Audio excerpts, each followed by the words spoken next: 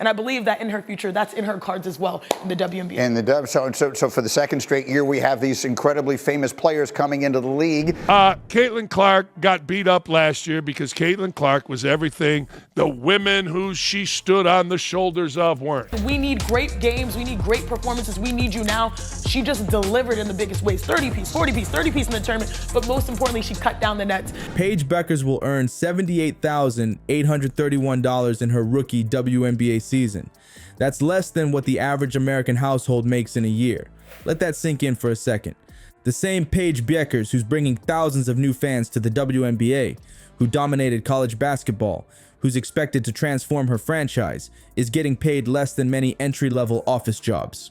How is this even possible in 2024? In college, like you mentioned, she's battle tested. It's her persistence, but what I love the most is her efficiency. She is one of the most efficient guards of the WNBA, particularly when you're Caitlin Clark and you dominate the scene, you dominate the ads. Let's break down this ridiculous situation. Before we move on, I'd like to ask you a small favor. If you appreciate this content, please take a second to like this video and subscribe to the channel. Over 98% of you watch the videos without subscribing. It costs you nothing, but it makes a huge difference to us. So, did you click the subscribe button? Great. Thank you so much. Now back to the video. But very nice, subdued, and hung out with her boyfriend off the court. That is a formula for disaster with the angry lesbians. New Jersey. Right? Very likely going to be a Dallas Wings jersey for Paige. What are the expectations? Honestly, she fits in effortlessly. Wait till you hear this shocking truth about the WNBA salary structure. The #1 pick in the NBA draft walks away with approximately $13.8 million in their rookie year alone. Now compare that to what WNBA rookies are making. It's not just a small gap, it's a canyon. We're talking about players with comparable skills and potential, yet one group is making pocket change compared to the other. You know what's really eye-opening? The maximum base salary for WNBA stars, even the biggest names in the game, is around $220,000. That's right, the absolute ceiling. Paige Bueckers, racially confused, speaks like a lot of your friends do. I always told guys, why do you guys speak different when you're talking to an African American? What do? You want to show that you can win, and they went out and won the offseason. If it's cool, can we put that graphic back up? Because I think it's missing some key. NBA benchwarmers who barely touch the court are making millions, while WNBA All-Stars are earning what many mid-level managers make. It just doesn't add up. The revenue sharing model tells the whole story. NBA players receive about 50% of league revenue. Their female counterparts? They get a significantly smaller slice of the pie. This isn't some minor accounting difference. It's a fundamental inequity baked into the system that explains why these incredible athletes are so drastically underpaid. Here's where it gets even crazier. Paige Bueckers is making a smart financial move by joining the 3-on-3 Unrivaled League, founded by WNBA stars Breanna Stewart and Napheesa Collier. Why? Because she'll earn more in just 1 year playing in Unrivaled than her entire 4-year WNBA rookie contract combined. Cards we have ever seen. And at the WNBA, you want players that can do work, that can do damage against teams. Paige Bueckers is that girl. A little racially confused, sexual orientation to be determined, but there is a lot of talk. Anyway, she's one of The Unrivaled League is offering an average salary of over $220,000, higher than even the maximum base salary in the WNBA. Meanwhile, the Indiana Fever just announced they're building a $78 million training facility set to open in 2027.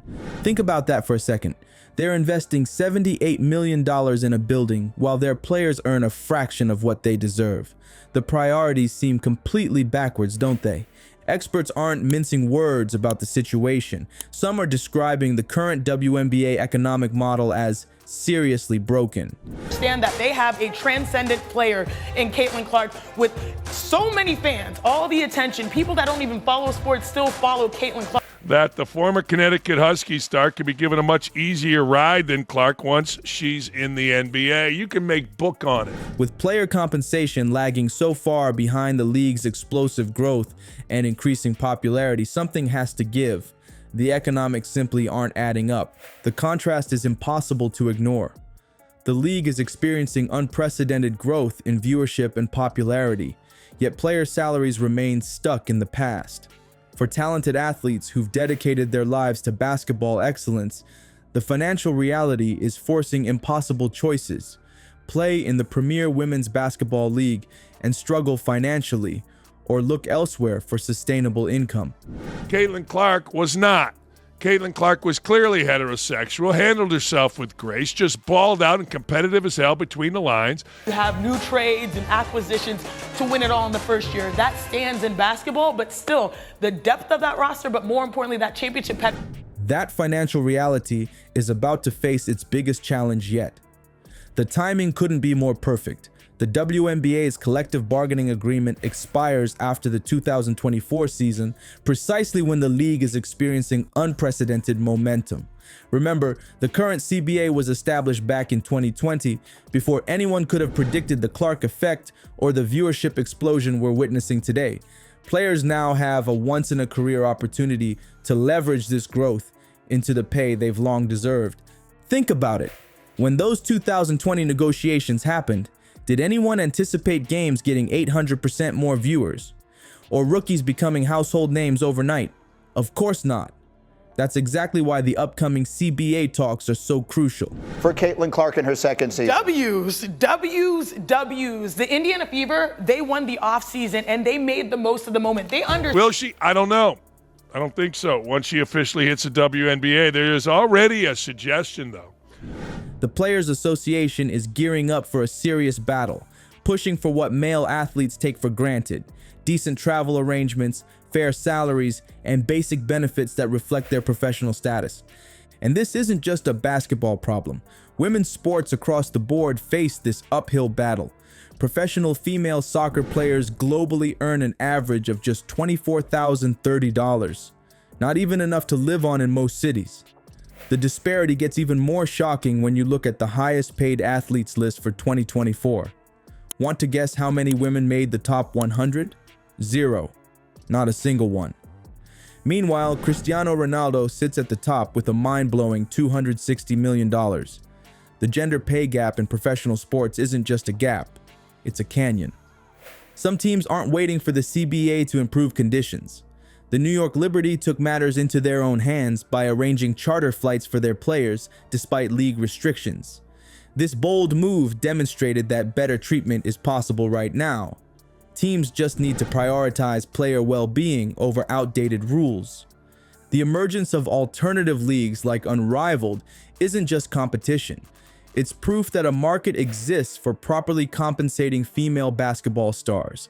When players can earn substantially more in a 3-on-3 league than in the premier women's basketball organization, it exposes the fundamental problems with the WNBA's economic approach. That balled hard, had a different game, and it pissed everybody off, including the little gals on ES. And all these expectations. What are the expectations for Paige Bueckers going to the next level? By the way, Greeny, you were correct. It is going to be a New Jersey for... The upcoming CBA negotiations represent a perfect storm: skyrocketing viewership, increased sponsorship interest, and a unified player base ready to demand their fair share. With public support building and concrete evidence that women's basketball can attract significant audiences, the WNBA can no longer claim that the market doesn't exist for better player compensation.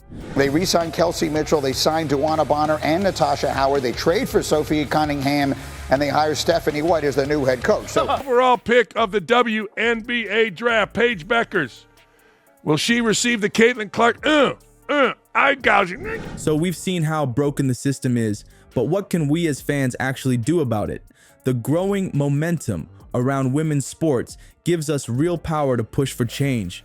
Every game you watch, every jersey you buy, and every social media post you share sends a message that we value these athletes and their incredible talents. The current collective bargaining negotiations are our chance to make history. Sherry Bradish from the Future of Sport Lab is right. Better business models for compensating women athletes can prevail, but only if we keep this conversation going. Your support isn't just about entertainment, it's about justice for these athletes who've been undervalued for far too long.